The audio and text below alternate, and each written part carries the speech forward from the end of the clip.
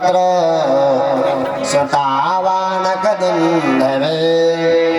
आससेता विहानेन रथेनानय मां चिरम्। हे अक्रूर जी जाइए कृष्ण और बलराम को रथ पर लेकर के मथुरा ले आइए। कहा किस लिए? कहा मैंने उनके पराक्रम की प्रशंसा बहुत सुनी है, इसलिए हम चाहते हैं कि मल्ल प्रतियोगिता में वो भी भाग लें।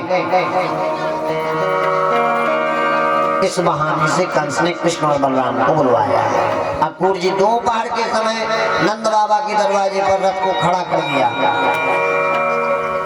अक्रूर जी को देखते ही नंद बाबा ने स्वागत सत्कार किया। पूछा महाराज हमें बुलवा लिया होगा, आपने आने का कष्ट क्यों किया? अक्रूर जी ने कहा कंस ने कहा है कि मल्ल की प्रतियोगिता हो रही है, उसमें तुम कृष्ण और बलराम तुम्हारे पुत्र भाग ले, इसलिए लेने के लिए आया है। जैसे ही कृष्ण और बलराम को ले जाने की बात अक्रूर जी से मुख से मैया यशोदा ने कानों से सुनी, फाटक के ओट में खड़ी थी, चावल भी नहीं थी, हाथ से थाली गिर गई, आंखों से आंसू आ गए। अरे अक्रूर तेरा नाम अक्रूर किसने रखा? तेरे अंदर तो क्रूरता ही भरी है, मेरे घर में आग लगाने वाला अक्रूर नहीं हो सकता। कृष्ण और बलराम भगवान मैया कुछ समझा रहे। मैया तुझे याद है तो रोज क्या कहा करती थी कि जब मेरा लड़का बड़ा होगा तो शहर जाएगा। आज शहर जाने का अवसर प्राप्त हो रहा है तो रोक रही है। मैया से प्रार्थना की भगवान जावन दे मोहि जावन दे, ओ मैया जावन दे मोहि जावन दे, और मथुरा मोहे घूम आवन दे, मथुरा मोहे घूम आवन दे, मथुरा मोहे घूम आवन दे,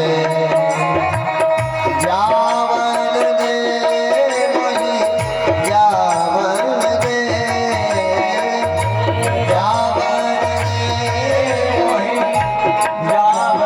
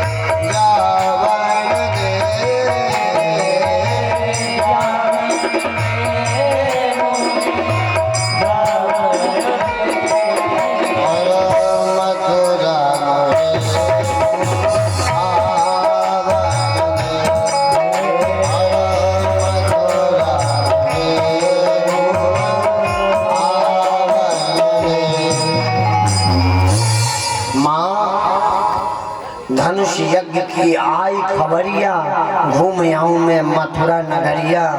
जाने दे माँ, यशोदा की आंखों से अश्रुपात हो रहे हैं।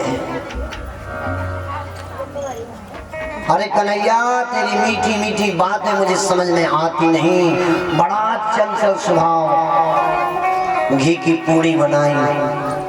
गांव वालों ने कहा अकेले कृष्ण और बलराम को नहीं जाने देंगे, पीछे सारी बैलगाड़ियों को सजाओ, रथ के पीछे पीछे हम भी चलेंगे।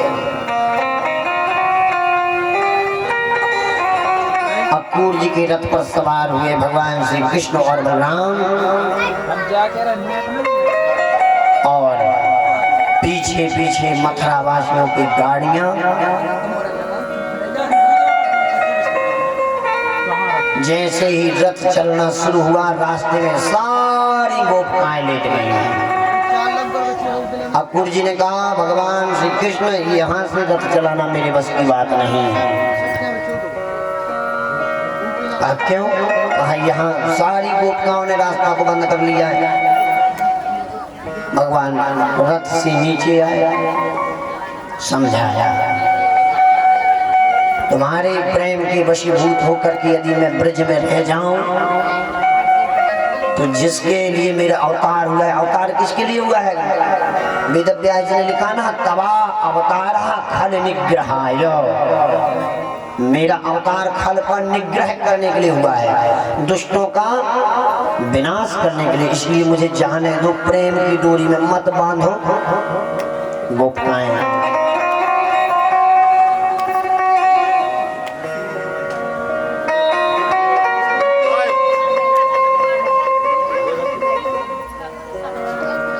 गोविंद जय जय गोपाल, जय जय गोविंद, जय जय गोपाल, जय जय गोविंद, जय जय गोपाल, गोविंद जय जय गोपाल,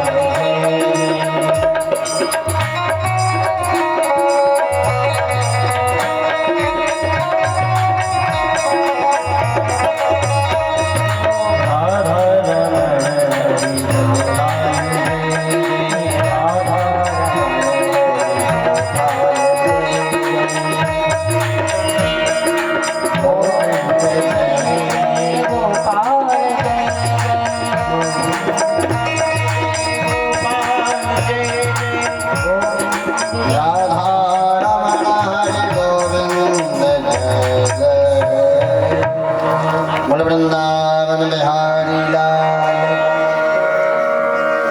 तो मेरा अवतार हुआ है, तब अवतारा खल निग्रहाय। इसलिए जाने दीजिए। गोपिकाओं ने रास्ता छोड़ा, गोपिकाएं रो रही हैं, नंद बाबा रो रहे हैं, यशोदा मैया रो रही हैं। यशोदा की दशा को देखकर, गोपियों की दशा को देख करके अक्रूर जी के मन में चिंता हो गई। यदि कंस ने इन दोनों पुत्रों को मार दिया तो सारा दोष मेरे ऊपर आएगा। क्या करो? यमुना के किनारे पर रथ को रोका, भगवान से कहा तुम रथ पर बैठो, हम थोड़ा स्नान जलपान करके आते हैं। और जो यमुना जी के अंदर प्रवेश अक्रूर जी करते हैं तो जो घटना कौशल्या जी के साथ रामचरितमानस में घट रही है, वही घटना अक्रूर जी के साथ घटी। कौन सी? यहाँ वहाँ बालक देखा, यहाँ वहाँ बालक देखा, मत भ्रम मोर सीखा, मत भ्रम मोर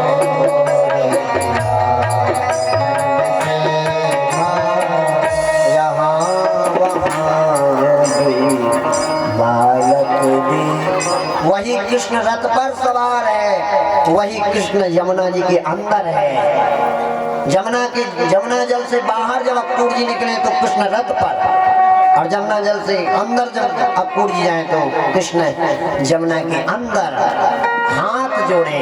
महाराज ये क्या लीला है? तब भगवान ने कहा काका जी, आपके अंदर जो चल रहा है कि कृष्ण को बलराम को कंस मार देगा, मैं संसार का पालन करता हूँ। मुझे कोई मारने वाला नहीं, मैं ईश्वर हूँ। अक्रूर जी ने सुंदर श्लोकों में स्तुति की। वेदव्यास जी बड़ा सुंदर वर्णन लिख रहे हैं। न तो उसमें हम खिलहे तुम नारायणं पुरुषमादमभ्यं यन्नाभिजाता दरविंद कोसा ब्रह्मा विरासीद यतयेष लोका। न तो उसमें हम त्वाम